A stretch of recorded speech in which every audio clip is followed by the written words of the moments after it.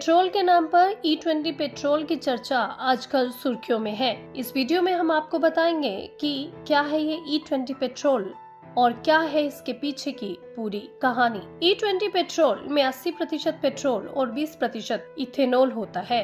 Ethanol starch और sugar से बना होता है। इथेनॉल का उत्पादन गन्ने, मक्के और कृषि अवशेषों जैसी चीजों से होता है। अगर इथेनॉल या E20 पेट्रोल के फायदों की बात करें तो यह जीवाश्म ईंधन पर निर्भरता कम करता है और कार्बन उत्सर्जन में कमी लाता है। इससे गन्ने की फसलों की खेती करने वाले किसानों को भी लाभ होता है।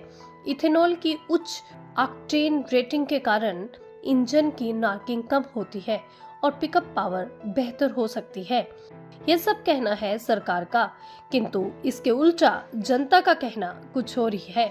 जनता का कहना है कि 2023 से पहले वाली गाड़ियां E20 पेट्रोल के लिए उपयुक्त नहीं है। इससे उनके मेंटेनेंस का खर्चा बढ़ रहा है और माइलेज भी कम हो रहा है। इसके इस्तेमाल से इंजन में जंग लगना और रबर के पुर्जे खराब होने जैसी समस्याएं भी सामने आ रही हैं। कांग्रेस के प्रवक्ता पवन खेड़ा ने नितिन गडकरी और उसके परिवार पर गंभीर आरोप लगाए हैं। उन्होंने कहा है कि गडकरी ने अपने बेटे को बिजनेस में फायदा देने के लिए E20 पेट्रोल की वकालत की है। कांग्रेस के प्रवक्ता पवन खेड़ा ने सीधे तौर पर सड़क परिवहन एवं राजमार्ग मंत्री नितिन गडकरी पर आरोप लगाया है कि उन्होंने ये नीति सिर्फ अपने परिवार की भलाई के लिए बनाई है। दूसरी तरफ जनता भी E20 पेट्रोल से नाखुश दिखाई दे रही है। जनता का कहना है कि नितिन गडकरी ने ये कहा था कि E20 पेट्रोल के लागू होने से पेट्रोल के रेट कम होंगे। जनता का कहना है कि पेट्रोल के रेट कम तो नहीं हुए, साथ ही माइलेज कम हुई है, जिससे कि आम जनता को भारी नुकसान का सामना करना पड़ रहा है। इसके साथ ही गाड़ियों की मेंटेनेंस का खर्चा भी आम जनता को ही उठाना पड़ रहा है।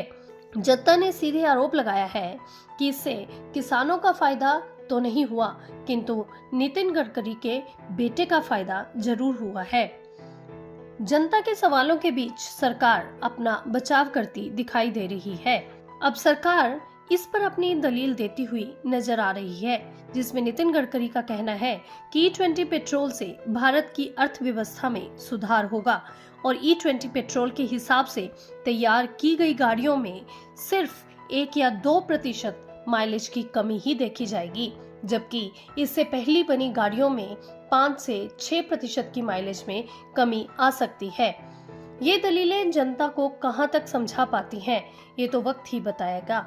इस तरह की जानकारी के लिए जुड़े रहें हमारे चैनल वाइब्रेंट ट्रेंड्स के साथ और इसे लाइक, शेयर और सब्सक्राइब करना ना भूलें।